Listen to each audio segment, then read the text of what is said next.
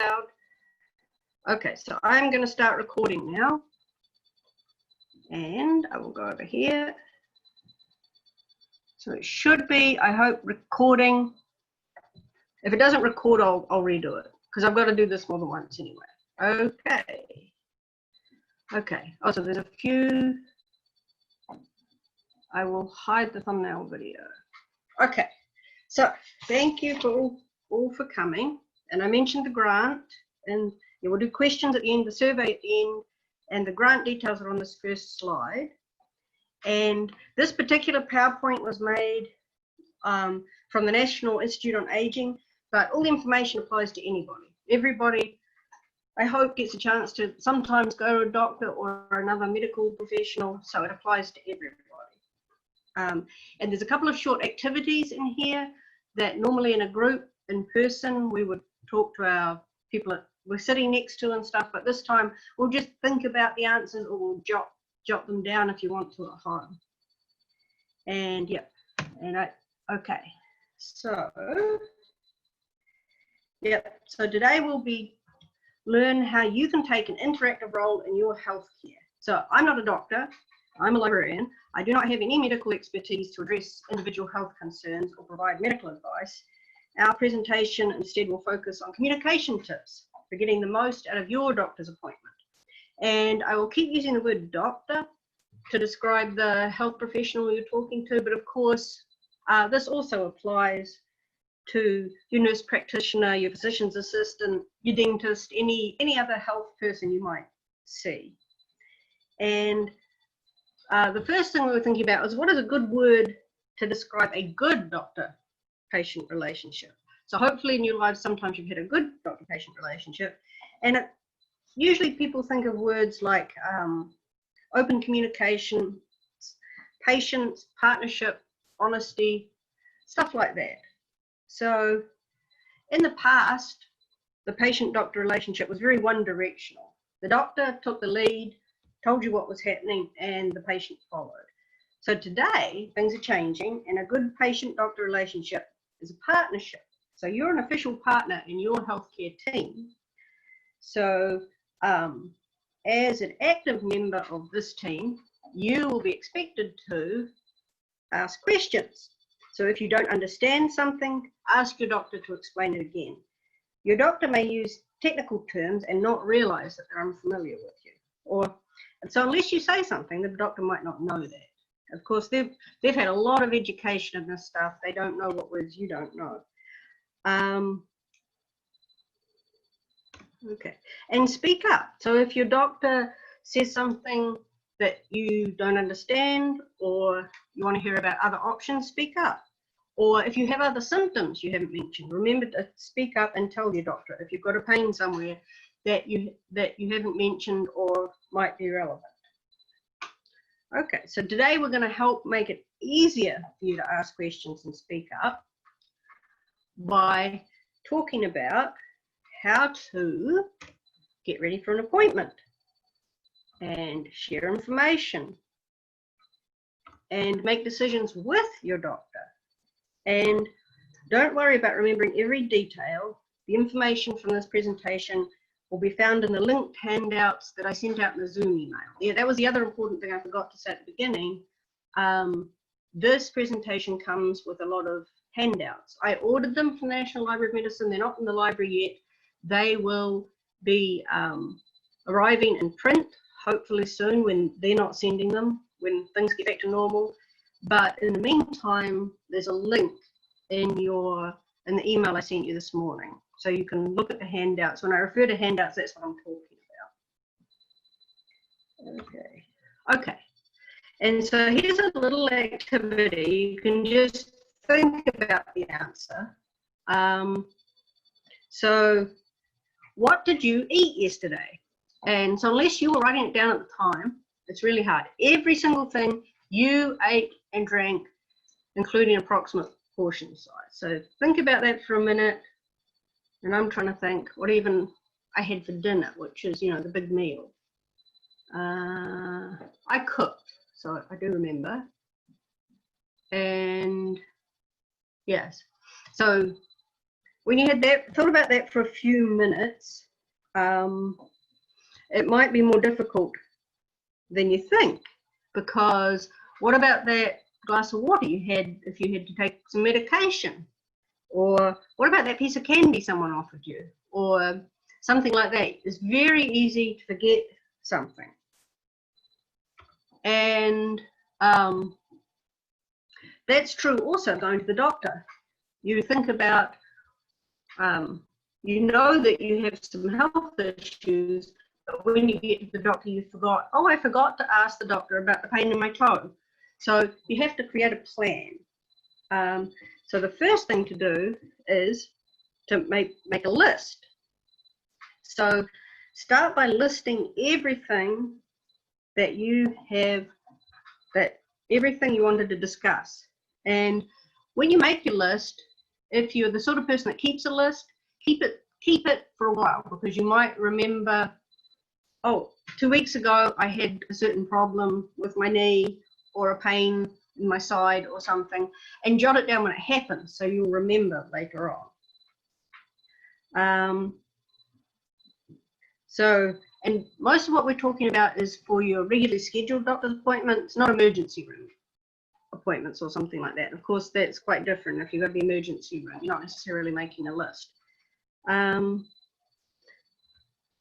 So list, as I said, list and prioritize your concerns. So think about how long the symptoms last if you have a symptom, or what makes it better or worse. Does lying down make it better? Does taking some Tylenol make it better? And how it affects your daily activities, because that's an important thing that doctors want to know. Can you actually do the ordinary activities of daily life? And yeah, start it ahead of time, as I said, hopefully at least a week ahead of time. And prioritize them. You may not have time in your doctor's visit to talk about every concern you have, depending on how many and how long your appointment is. So highlight the 3 to 4 most important to discuss first, and then hopefully you won't run out of time. And there is a handout in the list of handouts about called concerns to discuss, that give you an idea of what you might want to discuss. Okay, so also note other health and life changes since your last visit. So of course, life changes are if you've moved house, if somebody else has moved into your house or out of your house. It's a big life change. And of course, everyone nowadays has, of course, has the coronavirus to contend with. And of course, the doctor will know that everyone's had to contend with it, but people have had to contend with it in different ways. So you can also say how that may have changed your life. Okay. So getting ready for your appointment, gather the information to take with you. So what you will need to gather is the other doctor's contact information. So you go to see specialists, even if you don't see them regularly. Get the contact information for your doctor. And you'll also, of course, need your insurance cards. And get that ahead of time, so you're not scrambling around looking for it. I know a lot of people keep them in their wallet, but that'll be useful for you if it's right there, if you know where it is. And if this is your first visit, you can also bring your medical history and your medical files, and if you have charts and files and test results and other information from a former doctor. Or you can get your new doctor's office to contact your former doctor's office to get the medical records. And it's better to do that ahead of time, otherwise you'll be going to the doctor and they won't know your past history. So you'll need to find your old doctor's name and address too. And sometimes you might have to look that up and find out their information. It's possible they've moved too, so you'll have to find out what happened to them.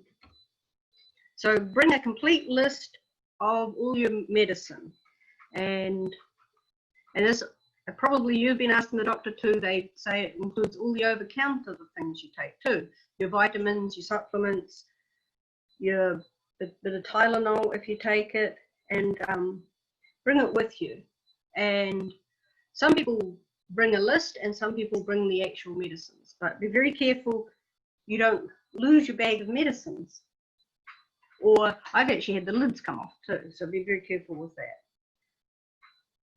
Okay, because it is possible for medications to interact, so the doctor needs to know about interactions and which medicines you take. So your doctor needs to know about all the medicines you take. And so if you experience side effects, stop taking your medications, talk to your doctor first. So in the handouts, there's actually a chart that you can write down all your medications on. So you can print it and write it down, or we'll have a copy. You know, it's got spaces you write down, which is quite a nice chart. Okay, so further getting ready for your appointment. So think about potential obstacles to communicating with your doctor. So wear your glasses and your hearing aids. Yes, and I'm having that issue now whether I have my glasses on or not. I need to have my glasses off to read close up. So make sure you have things like your glasses and your hearing aids you might need. And if you are having a hard time understanding the doctor, make sure you ask the doctor to talk slowly, if that would help you, or talk up. And you can bring a family member or a friend if you need to, but make sure this person doesn't have too big a role in your doctor visit. The doctor visit for you is about you, so you should be the main person. And if you take somebody along and you still want some private time to talk to the doctor without your family member present, you can ask them to leave the room for a little while. And if you speak another language or you would need help with English, you can ask your doctor for an interpreter if you need one. And it's better, of course, to do that ahead of time. And if possible, talk to the interpreter ahead of time about your issues, so the interpreter can fully understand what your issues are. Okay, so you have a plan for going to the doctor. So the next slide, you're actually going to the doctor. So you need to share information with the doctor ahead of time, at the visit. So you've prepared for your appointment by making a list of your concerns in the order of their importance to you, writing down your medications, and noting all the changes in your health since your last visit. You'll be wearing your glasses and your hearing aids as needed. And maybe you could even practice what you want to discuss with your doctor. And now you're ready to put your plan into action. Okay. Okay, so here is a little activity, and we'll just do this in our heads. So what do you think is going on in this photo? And what is this woman, what might be her symptoms? What do you think is happening? Yeah, so if you had to guess, what do you think she's doing at the doctor's office? What is she feeling, and what might be her symptoms? And if we did this in a classroom setting, or we were able to interact, it's a very vague question for a very general photo. So we don't really know what she's feeling. I don't think there's any open hostility there, or she's not showing any obvious signs of ill health, like, you know, she's not wearing a sling or crutches or anything like that. So if we're asked that question, we might have different answers. So that the point being that things like pain or fatigue or back pain can have different meanings and different appearances to different people. So you've got to give clear descriptions of your symptoms, and you'll be helping your doctor figure out the root of the problem. So share information with your doctor clearly. So start from the top of your prioritized list of health concerns, and try and describe your symptoms in a clear and concise way to help your doctor diagnose the problem and decide what to do next.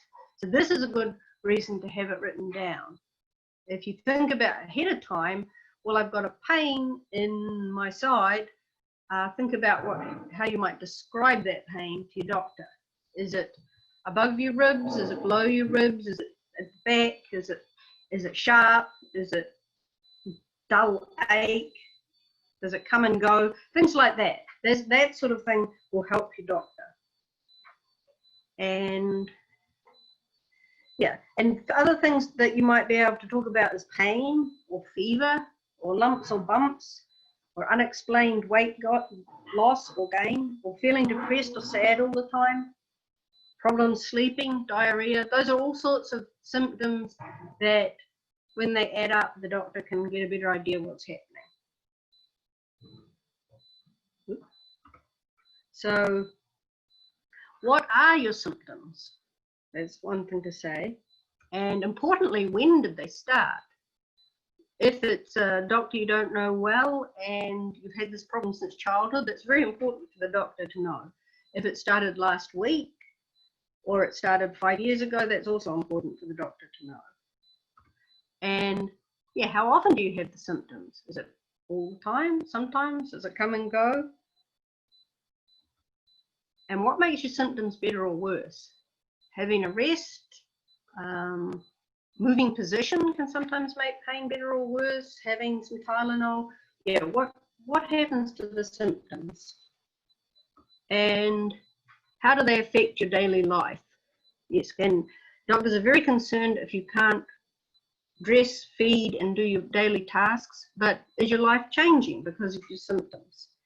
And you shouldn't assume that your symptoms are just a natural part of aging or anything natural. Just ask the doctor about it. The doctor needs to know how you feel. Okay, so after, so we're still sharing. So yeah, after discussing your symptoms, go over your medications with your doctor. So using the list you created or the bag of medications that you brought along with you. And let the doctor know if you've had any problems with medications before, any side effects or any allergies or reactions. So did any of the medicine make you lightheaded? Did it interrupt your sleep? Did it cause you to be constipated or give you diarrhea? There's a pretty common side effects with medication, so let the doctor know. And make sure your doctor's office has the contact information for your pharmacy so they can call in prescriptions.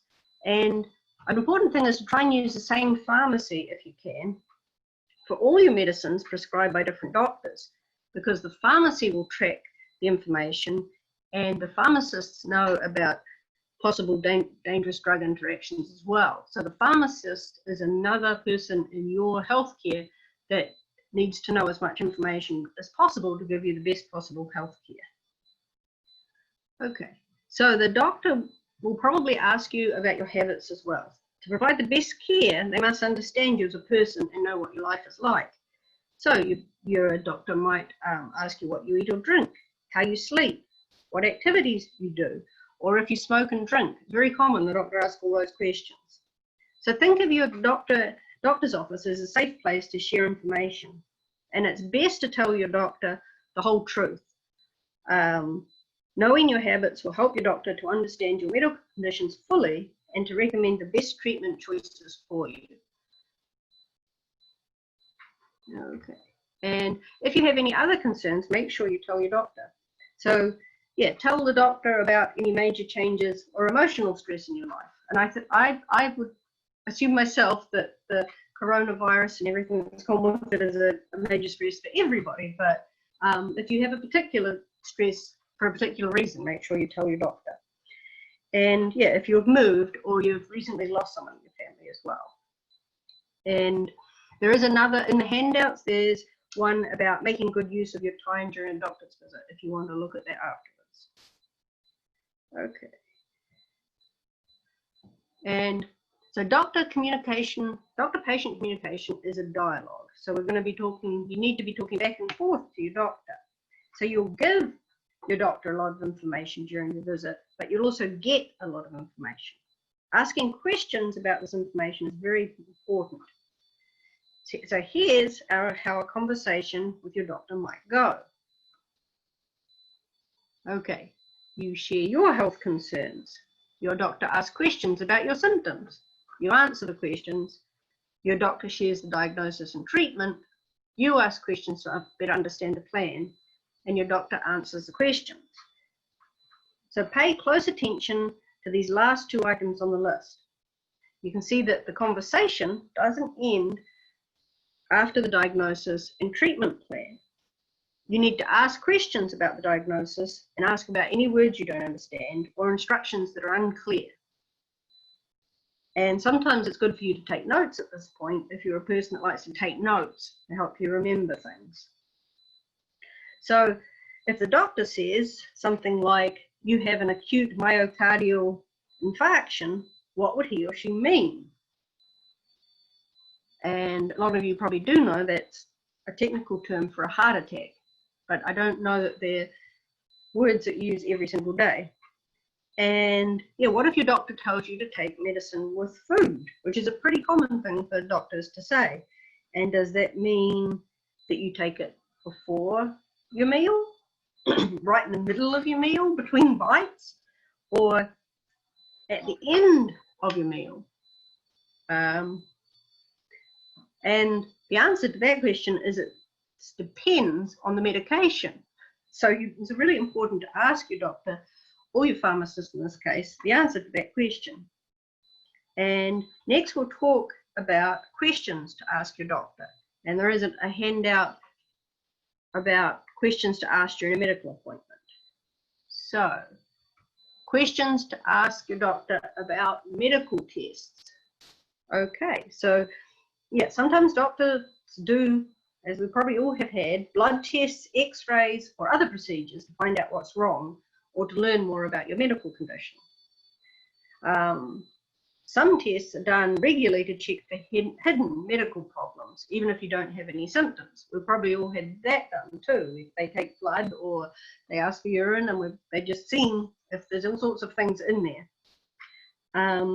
Before having a medical test, ask your doctor to explain why it is important and what it will show and if insurance will cover the cost. If insurance isn't going to pay for it, you can ask who to talk to about the out-of-pocket cost. So some questions to ask your doctor before the test is, what will the test tell us? What does the test involve?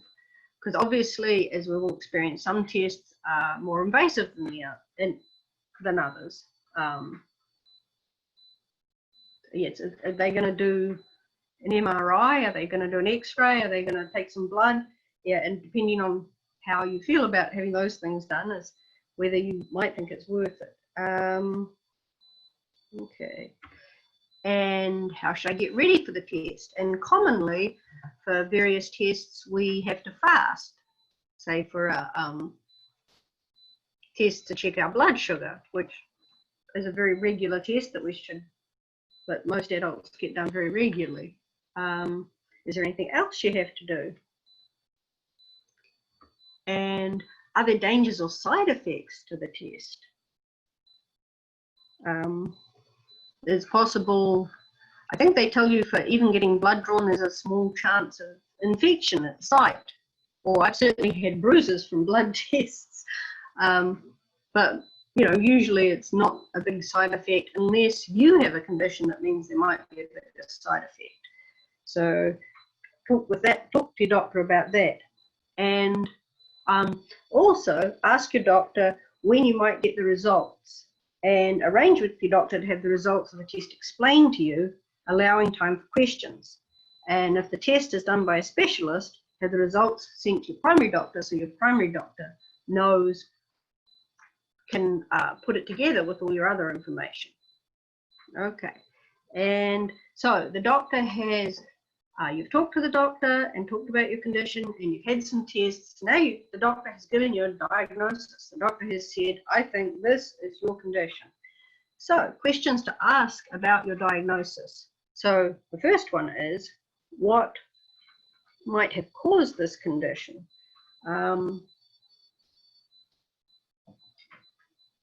Why does the doctor think you had this diagnosis?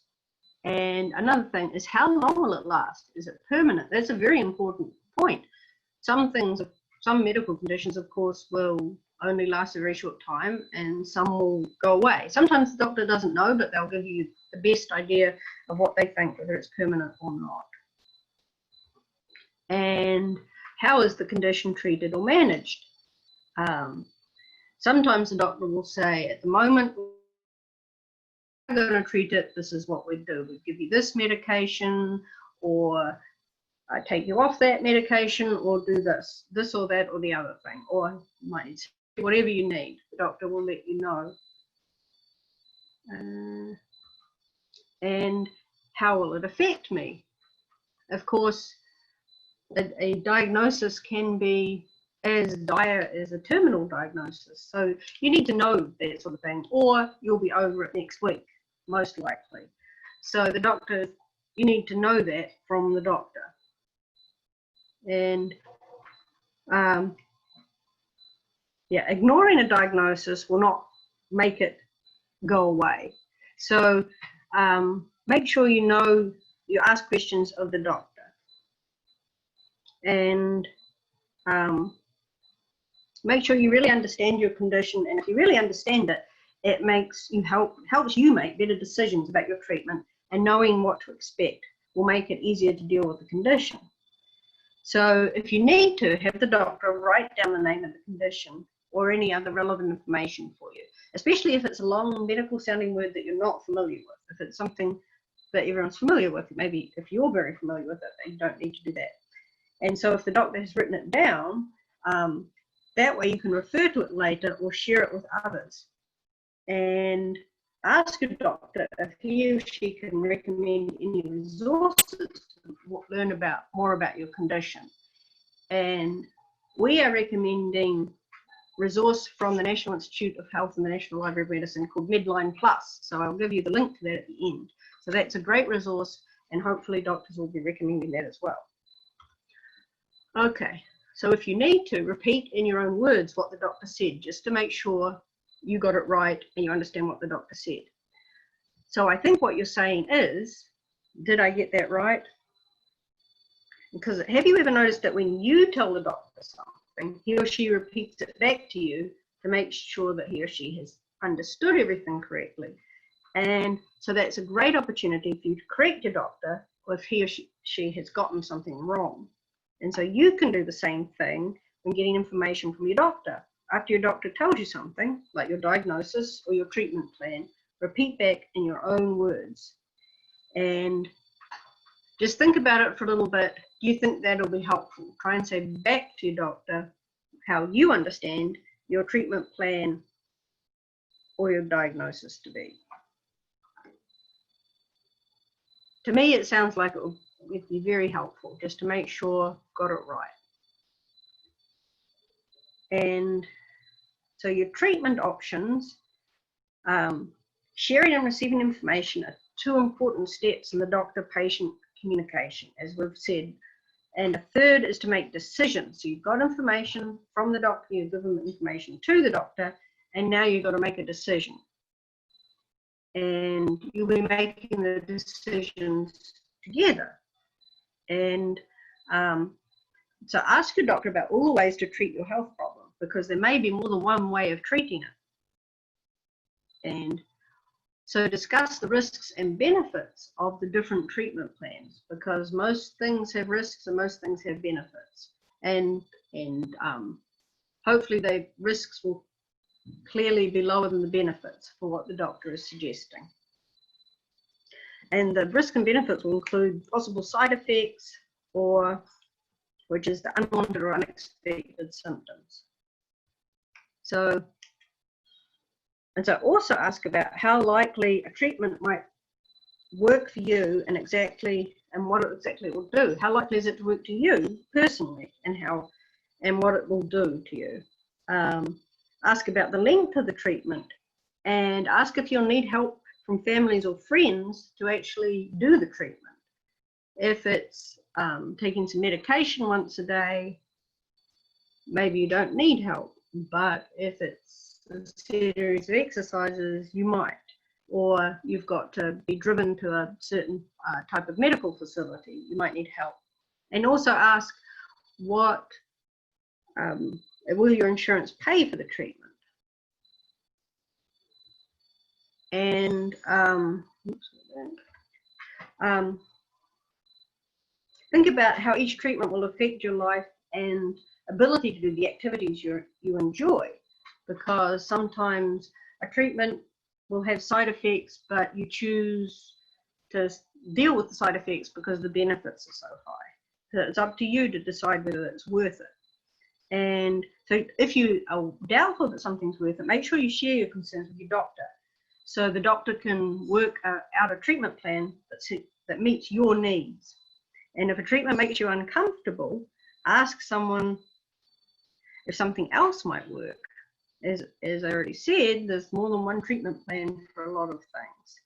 And if your treatment involves getting a prescription, make sure to know what to expect, and how much it will cost, and all sorts of things like that. So the thing is to know as much as possible about it so you can make a good decision. Okay, and remember, the successful doctor-patient relationship is a partnership. That's what we've been saying. You're working with your doctor's working with you. And to recap some of the highlights from the presentation today, and as an active member of your healthcare team, make sure that you prepare for your appointment by writing down a list of your concerns. That make sure that you share any changes in your medical history, and make sure you share a complete list of all your medicines. Make sure that you understand what the doctor is telling you and ask questions if you don't. So take notes or ask the doctor to write down the information to help you remember. And yep, there is in the handout packet, there is one on help you to remember what the doctor said. And this is coming to the end of the presentation, and this particular presentation, as I said, was from the National Institute on Aging, which is part of the National Institute of Health, Institutes of Health, because there's many of them. And I will take you to Medline Plus as well. You don't need to see my emails. Where is it? Oops, I can't get it to. I should have had Medline Plus up already.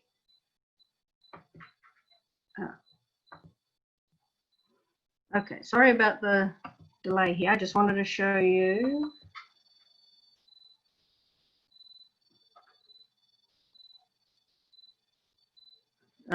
Yeah, so if you have any questions, put them into the chat box, and I'll come. I can't see the chat box at the moment. I'll come back to that.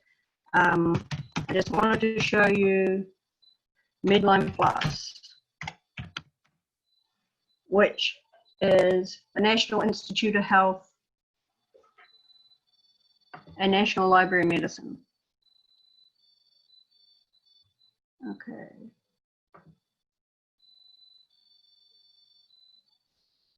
So there is medlineplus.gov has a lot of really good health information that's reliable, and it's about all sorts of things. Okay, so I will go back to Zoom, and I will stop sharing my screen, and just a few people, and I will look at the questions in the chat, see if there's oh, okay, so they're not actually questions in the chat, so I will